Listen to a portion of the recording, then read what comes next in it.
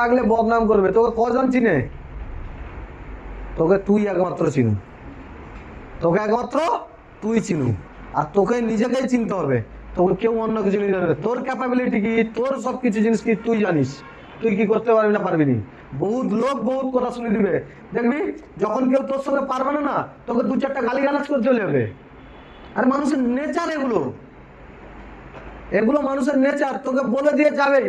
যখন তোর সঙ্গে পারবে নি, বা তুই ধর তুই কারোর সঙ্গে খুব ভালো সম্পর্ক রাখছিলিস, ইনকেস তোর কাজের মুহূর্তের জন্য তুই তার সঙ্গে ভালো সম্পর্ক রাখতে পারিস নি, ঠিক আছে, সে দুদিন পরে তোকে বলে দেবে বহুত বড় হয়েছে, আগে খেতে পেতো নি বসে থাকতো, এখন 2 টাকা ইনকাম বলে জন্য বিরাট কিছু হবেই মাস্ট।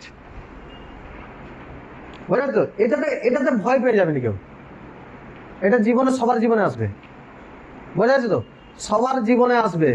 যখন বড় হবি প্রবলেম বড় বড় আসবে, যখন বড় হবি বদনাম বড় বড় আসবে, বোঝা যাচ্ছে তো? তার জন্য ভয় পাওয়ার কিছু নেই, হেসে উড়ে দিবি। আরে যে জ্বলছে তাকে আরো বেশি করে জ্বলাও, আগুন যেখানে লাগছে বারুদ আরো দরকার হয় দাও, আরো জ্বলুক, জ্বলতে সুযোগ দাও। আরে জ্বলতে দেবেনি মানুষকে। হ্যাঁ, তোমার বন্ধুর অভাব হয়ে যেতে পারে, কিন্তু জ্বলা ব্যক্তির অভাব যেন না হয়, যার লাইফ জ্বলছে তার যেন না অভাব না হয়। অভাব হয়ে গেলে কি লাভ হলো? বোঝা যাচ্ছে তো? জীবনে বন্ধু শর্টেজ হয়ে যাক, তখন একটা পুরো সিস্টেমকে পরিবর্তন করতে যাবি না, তবে অনেক জায়গায় জুতা খেতে হবে। সেটা খেতেও রাজি আছে, কিন্তু পরিবর্তন করে ছাড়বো, বোঝা যাচ্ছে তো? আরে তো আমার কথা বলছি, মানুষ ভগবানকেও নিচে নেমে টেনে আনে, তাই তো? ভগবান কি দেখছো, ভগবান আমার প্রতি খারাপ করেছে, ভগবান ভালো নয়। আরে মানুষ ভগবানকে ছাড়েনি, তোকে ছাড়বে? মানুষ ভগবানকে পর্যন্ত ছাড়েনি, তার বিরুদ্ধে চলে গেলে ভগবানকেও কি করে নিচে খিচে আনে। তুই ভাবছিস তুই মানুষ হয়ে তোকে খাসবে নি?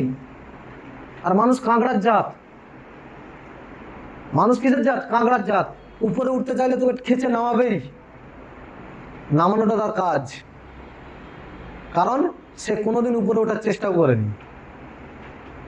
তোকে নামানোর জন্য সবসময় ব্যস্ত ছিল, কখনো সে চায়নি যে আমি উপরে উঠি। যদি চাইতো একসঙ্গে তাকে হাত ধরে আমি তুলতাম।